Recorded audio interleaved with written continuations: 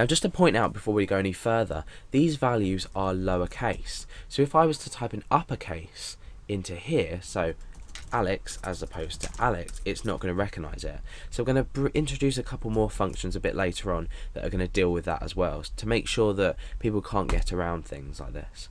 I mean, this isn't foolproof, but it's just an example of how we can use this string replace function. So we've got our user input.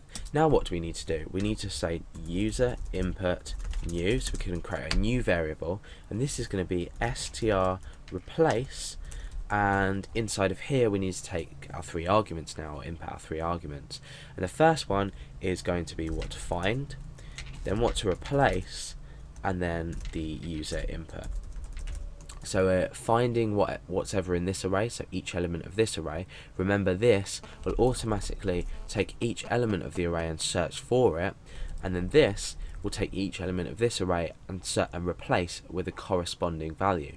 So, and user input is obviously what the user has entered. So now let's echo out the user input new and see what result we achieve. So if I just type any old text in here and click submit, obviously we're not filtering anything, we're not replacing anything there. But if I was to type an example, let's say today I went out with Alex, Billy and Dale, and I click submit, you can see that these have now been replaced. So it's quite a nifty thing to do.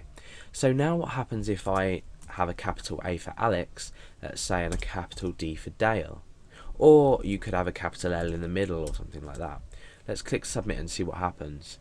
Now you can see that Alex and Dale are now have not been recognized as starred or asterisked out text. So how can we,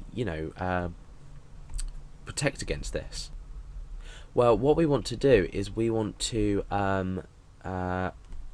create a new variable called user input. I'll call it LC, standing for lowercase, and I'm going to say str to lower. So this is another function in PHP, another string function. It's string to lowercase, and that is user input.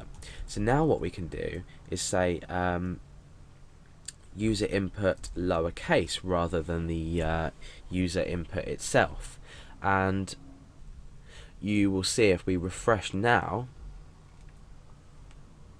you can see that these have been starred out. However, we've been faced with the problem that now everything is lowercase. We've converted this whole sentence to lowercase.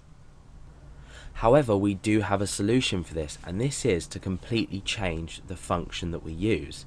Now don't panic, because it's not particularly hard. So I'm going to get rid of this LC here and get rid of this lowercase version here, and we have to make one simple change, and that is using the str replace function.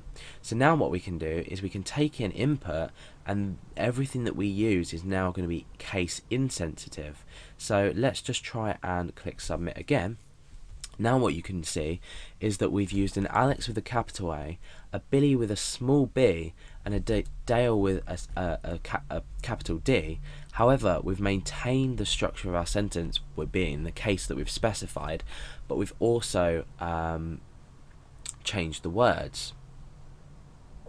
The only thing we haven't done is maintain the capital D, B and A on that, but that really doesn't matter. I mean, depending on the way your program works, then it's not a massive issue, and for this example it's not going to be a massive issue. So that's basically, we've introduced you to a new function, str replace, and also earlier the str lower function as well. So this is basically how to create a little censor program with the functions that hopefully you've already learnt about. If you haven't learnt about these functions and you are confused at this point, go back and have a look at the functions on their own and just try to determine how to use them before you start combining to create things like this.